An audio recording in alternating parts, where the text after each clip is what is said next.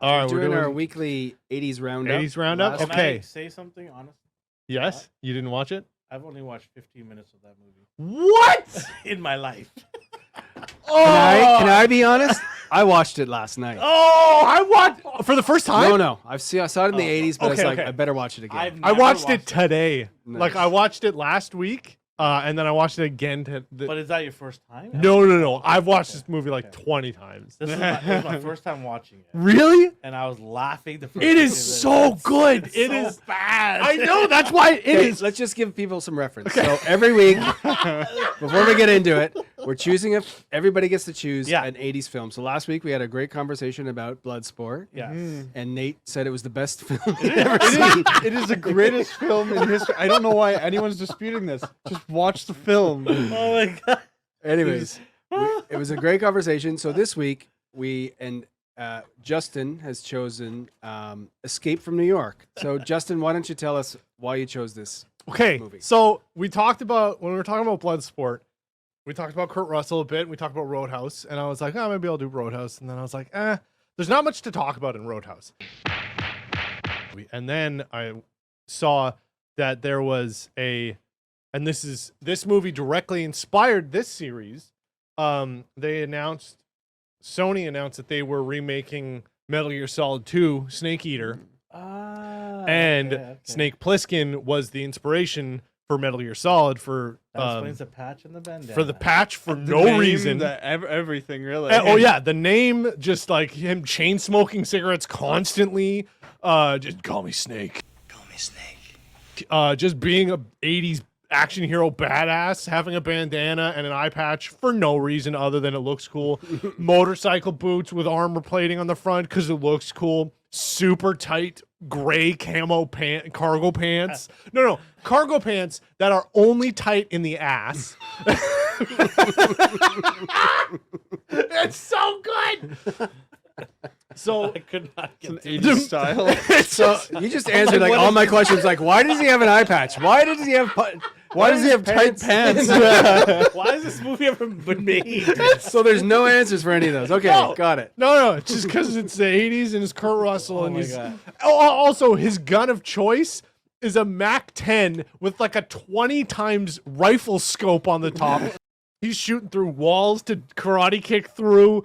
Okay, so just in case people haven't seen Escape from New York, basically takes place in 1997. Yeah, the Even though future. it's done The in future. The future. It was done in 1981, but takes place in 1997, and the crime in the States has gone out of control. It has 400%. 400%. Right. In Whoa. Manhattan. No, in the world. In the- So they turn Manhattan into a prison. And Okay, why okay. would they turn Manhattan? Out of all Because it's an places. island? Yeah. Also, so they wall off Manhattan Yeah. and Yeah, just put 50 feet put high. all the prisoners. They just turn it into Arkham. Essentially, they just put all the prisoners there, and they say the intro is just like this really shitty CG like map, Yeah, and yeah. it's drawing out, Yeah, and then yeah. there's a voiceover explaining the plot. encamped around the island.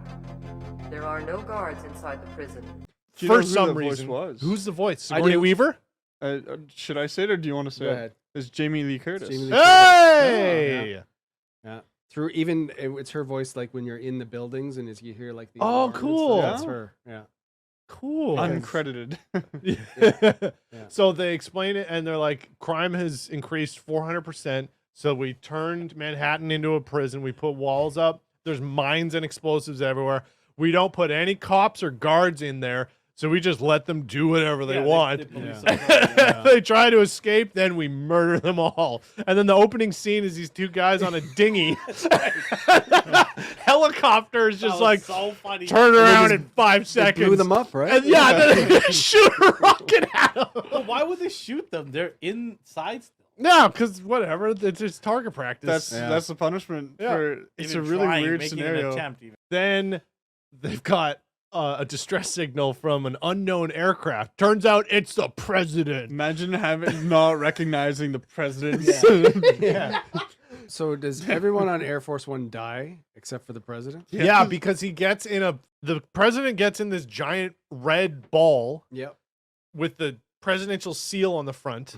That's what you want. Yeah. Something like that. Super inconspicuous. Well, I guess normally they don't plan on launching it into the prison Okay, but island. let's assume that you're just somewhere else. You're flying somewhere, and your plane gets hijacked or shot down. Something happens to the plane, and the president needs to escape. The whole point of getting into an escape pod, yeah. I know. No, I'm saying I'm agreeing. I know, but like, why do you want like the presidential seal? All this very obvious stuff. The president is inside this true. egg. Like, come get me. Then we see Kurt Russell. He walks through the halls. He's been captured, and then also there was like an announcement over the thing where it was just like, "Yo, if you just want us to kill you now, we can just do that. If you don't want to go to prison town, so just let us know, and we'll just burn you." And then cop guy, what's his name? Earring General Man. Anyway, Well, the part I left, stopped watching was the part where Hawk. Right. Kurt Russell sits down in the office. Yeah. That's the part. Yeah. I left off. Kurt Russell sits down in the office, grabs a cigarette, and he goes, "All right, Mr. Pliskin." And he goes, "Call me Snake." Yeah. And then he like smokes a cigarette for another 10 minutes. So then he's like, "All right, well, I guess I'll go." So then they inject him full of nanobots, and then they're like, "You gotta make it in 24 hours or else it'll explode. When you get out, we'll blast your neck full of radiation and it'll disengage the nanobots and you won't die. Good luck with the cancer later." Anyway. Then he gets in a glider. He takes the glider, lands it on top of the World Trade Center. This movie is so bad. It's so good. Well, that's the whole point. It's so bad. Yeah. Yeah. And then he goes down. He's got a giant walkie-talkie. And then he like meets I these saw one of those in the Raiders. beginning. Dude. They're like this. Yeah. Dude, at I the thought it was a end, rocket launcher. the end, the movie, the guy's like, "All right, Snake, come on in." It's so big. Like, there's the big like radio ones, and then he just had one with like a Pelican case clamped to the side. It was the biggest thing I've ever seen. RPG hold. Yeah, it was pretty much a RPG that he was like, "Don't worry, I've got him on the horn." Oh, man. No wonder people thought you can get like cancer from using a cell phone. Yeah. And Got an entire nuclear fission reactor next to your head. So then he finds a lady, okay, in a rundown diner, and she's like, "Oh, you're Snake Plissken. I've heard of you." And he's Everybody's heard of him. "Yeah." And everyone's response is, "I thought you were dead." And then Yeah. he stares off into the distance. And then she's like, "Take me with you." And he's like, "I'm here for the president." And she's like, "Oh, Snake." And then she tries to make out with him. And then There's bandits, obviously a writer's strike back then. bandits come from the ground and take her away, or cannibals or whatever. I don't know. crazies.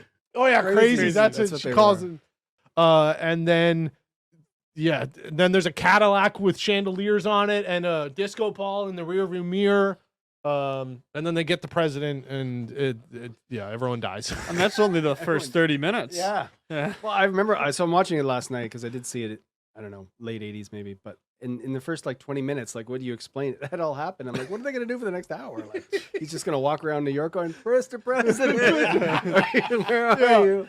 And Kurt Russell makes no noise, chokes a guy out 2 feet away from another guy. And then the president sees it and he's like, "Oh." And he's like, "What are you looking at?" And then he kills him. And then the other guy turns around, sees Kurt Russell, shoots a crossbow into his leg, Oh, yeah. and then he throws a ninja star yeah, into his that's right. forehead. And then the camera just zooms in on his head and he's like, Yeah. for like a full minute. How did Russell get any more movies after He this? got like 50 Yeah. that did the same thing of just him smoking cigarettes and being cool. And then he became Star-Lord's dad. Yes. There was 2 other people that were up for the role. Who do you guys think it was? Oh, Harrison Ford? No. Okay, hold on. We talked about Mel one of them Gibson? last week. We Mel talked Gibson? about one of Mel them last Gibson? week. Arnold? No. Army Hammer. Van Damme? No. Chuck Norris. Chuck Oh. Norris. Oh my gosh, Yeah. that would be. And the other oh, was that's so weird. Tommy Lee Jones was also up. Tommy Lee Jones. Oh, I'd love if I Tommy Lee forgot Jones did that. about Tommy Lee Jones being an action star and not just an old, Grumpy disgruntled guy old with the man. black suit on? We'd make one hell of a team, Snake.